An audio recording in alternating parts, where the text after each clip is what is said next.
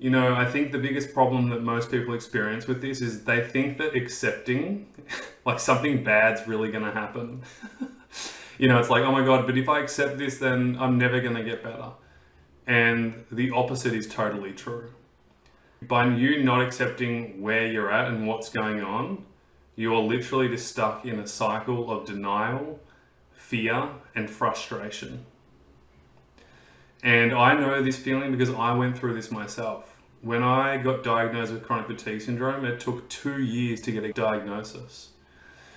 And it was complete hell. And to be honest, that hell, that 2 years was the darkest time of my life. And it actually was what brought CFS Health to life. As I started getting better over time, over like that 2-year period after I got diagnosed, it was 4 years all up. But I knew then and there that the darkness that I experienced, I didn't want anyone else to experience that on their own. And so that's how CFS Health was born in those really dark 2 years. I literally could see the vision for the world, for the future, and CFS Health was that vehicle to make sure that people got practical help and specialized help in the way that, you know, doctors and specialists in the medical system don't have time to really do or prescribe properly.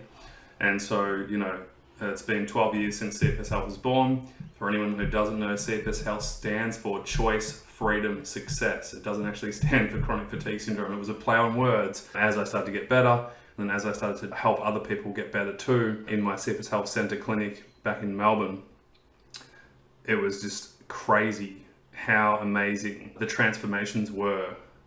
And you would just see it time after time, month after month, year after year. New people coming in and just totally transforming their lives over a period of 6 to 12 months to 2 years. You know, some people took a little bit longer, some took even longer than that. The thing is though, ultimately, while all this was happening, 3 things were happening. They were choosing to get better, they were creating freedom in their life, and ultimately they created success because as they got healthier, they were able to go and do the things they wanted to do. They're doing the work. You know, they're improving their physicality, they're improving their nervous system, they're improving their capacity, they're getting their sleep dialed in, they're getting their nutrition in, they're fixing their blood sugar levels. You know, there's so many things they've been doing across the board that have helped them get to where they're at. But it's not just one thing. But here's the thing, the starting point of recovery is acceptance. For 2 years straight, I couldn't accept where I was at. I was literally going around in circles, complaining, comparing. Why me? I remember I used to just look at my basketball friends because I was a basketball player and I physically couldn't run. I was so sick, I lost like 20 kilos of muscle and I was devastated.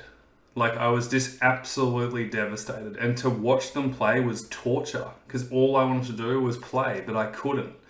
And so it almost made it worse because I couldn't accept the fact that I couldn't do what I wanted to do. And it made me so angry.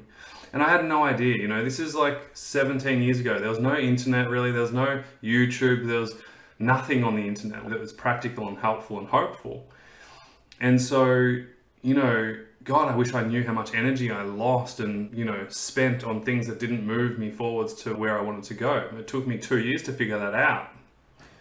And it wasn't until I accepted where I was at and then I started to focus on what I could do from there was when I started to get better and move forwards.